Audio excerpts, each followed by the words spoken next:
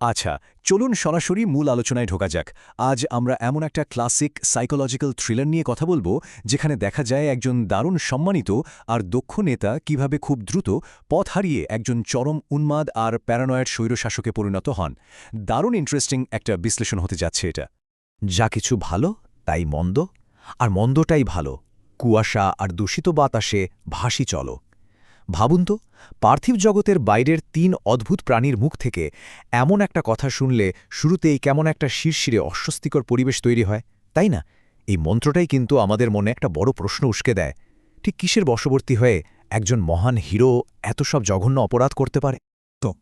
আমাদের প্রথম পর্ব, অন্ধকার উচ্চাকাঙ্ক্ষার বীজ প্রান্তরের সেই অনুঘটক।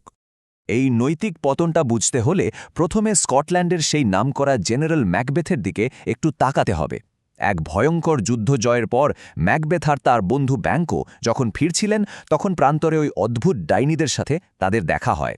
আর ডাইনিরা বেশ কিছু স্পেসিফিক ভবিষ্যৎবাণী করে বসে। তারা বলে ম্যাকবেথ হবেন গ্ল্যামেস আর কডরের থেন, আর তারপর একেবারে স্কটল্যান্ডের রাজা।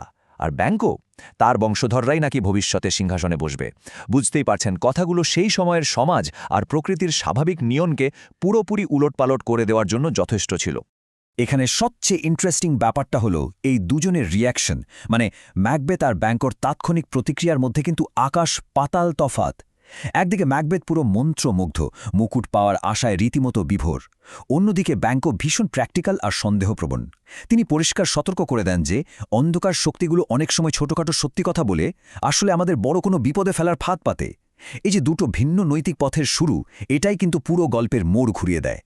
এবার আসা যাক দ্বিতীয় পর্বে, রাজা ডাঙ্কান হত্যাকাণ্ড, ইকো চেম্বারের বিষাক্ততা।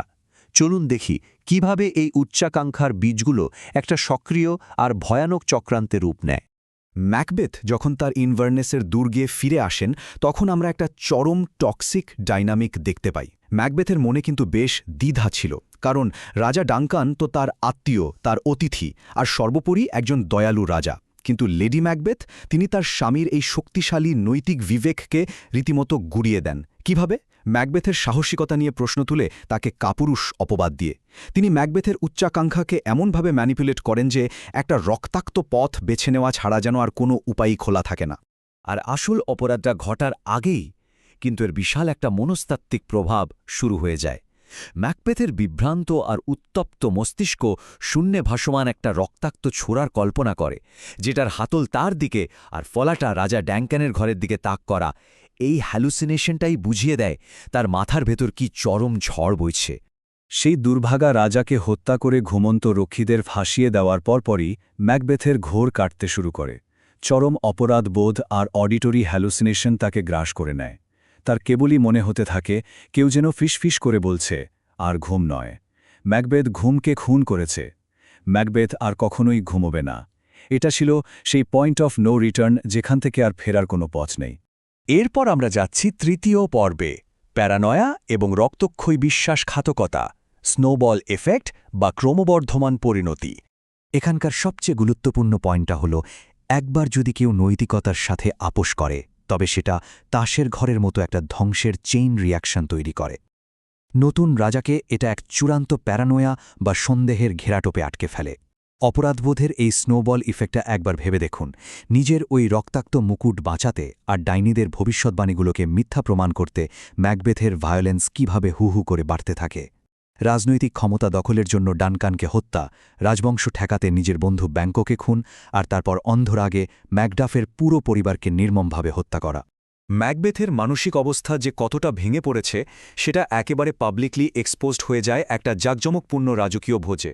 সেখানে তিনি সবার সামনে পুরোপুরি ব্যালেন্স হারিয়ে একটা খালি চেয়ারের দিকে তাকিয়ে পাগলের মতো চিৎকার করতে থাকেন। কারণ ওই চেয়ারে তিনি ব্যাঙ্কোর রক্তাক্ত প্রেতাত্মাকে বসে থাকতে দেখছিলেন, যা আর কেউই দেখতে পাচ্ছিল না। এবার পর্ব ৪, বিভ্রান্তিকর চূড়ান্ত ভবিষ্যৎবাণী, অন্ধকারের মাঝে অভয় খোঁজা। ভয়ঙ্কর সব দুঃস্বপ্ন আর ব্যাঙ্কোর ছেলে ফ্লিয়েন্সের পালিয়ে যাওয়ার খবরে ম্যাকবেথ তখন পুরোপুরি দিশেহারা। নিজের চূড়ান্ত পরিণতি জানার জন্য মরিয়া হয়ে তিনি আবারও ছোটেন সেই প্রান্তরে। আর ডাইনিদের জাদুকরী কড়াইয়ের উপাদানগুলোর কথা একবার ভাবুন। স্যালামান্ডারের চোখ, ব্যাঙের আঙুল, প্যাঁচার ডানা, নেকড়ের দাঁত আর ব্যাবুনের রক্ত। এই বিভৎস জিনিসগুলোর দিকে নজর দিলেই বেশ বোঝা যায় নিজের ভবিষ্যতের উত্তর পাওয়ার জন্য ম্যাকবেথ এখন কতটা গভীরে, কতটা অন্ধকারে তলিয়ে যেতে রাজি। এরপর যে তিনটি আত্মা দেখা দেয় তাদের কথাগুলো একটু ভেঙে বললে এই ডার্ক ম্যাজিকটা সহজেই বোঝা যায়। তারা ম্যাকডাফের থেকে সাবধান করে ঠিকই, কিন্তু পরক্ষণেই বলে নারীর গর্ভজাত কোনো স্বাভাবিক মানুষ ম্যাকবেথের ক্ষতি করতে পারবে না, আর বার্নামের জঙ্গল ড্যান্সিনানে না আসা পর্যন্ত সে পুরোপুরি সেফ। ম্যাকবেথ এগুলো শুনে নিজেকে একদম অপরাজেয় ভাবতে শুরু করেন, কিন্তু আসলে এগুলো ছিল অত্যন্ত নিখুঁতভাবে সাজানো কিছু বিভ্রান্তিকর কথা, যা ম্যাকবেথের মনে একটা পুরোপুরি ভুয়া বা ফলস সিকিউরিটির জন্ম দেওয়ার জন্যই বলা হয়েছিল।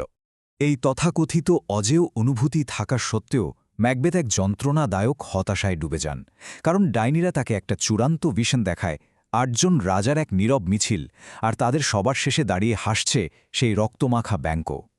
এটা পরিষ্কার বুঝিয়ে দেয় যে ব্যাংকোর বংশধরারাই শেষ পর্যন্ত স্কটল্যান্ড শাসন করবে। আমরা চলে এসেছি আমাদের শেষ অংশে, পর্ব ৫, এক স্বৈরশাসকের পতন, অবধারিত ধ্বংস। এই মনস্তাত্ত্বিক থ্রিলারটি এবার একেবারে ক্লাইম্যাক্সে, যেখানে ডাইনিদের ওই ফাঁপা প্রতিশ্রুতিগুলো ভয়ঙ্করভাবে ভেঙে পড়তে শুরু করে। স্বৈরতন্ত্র কিন্তু সবসময় চরম একাকিত্বের জন্ম দেয়। এখানেও তার ব্যতিক্রম হয়নি। দেশের অভিজাত শ্রেণী তাকে পুরোপুরি ত্যাগ করে, ম্যালকম আর ম্যাকডাফের নেতৃত্বে বিশাল এক ইংরেজ বাহিনী ধেয়ে আসে, আর প্রজারা তাদের এই স্বৈরশাসককে অন্তর থেকে ঘৃণা করতে শুরু করে।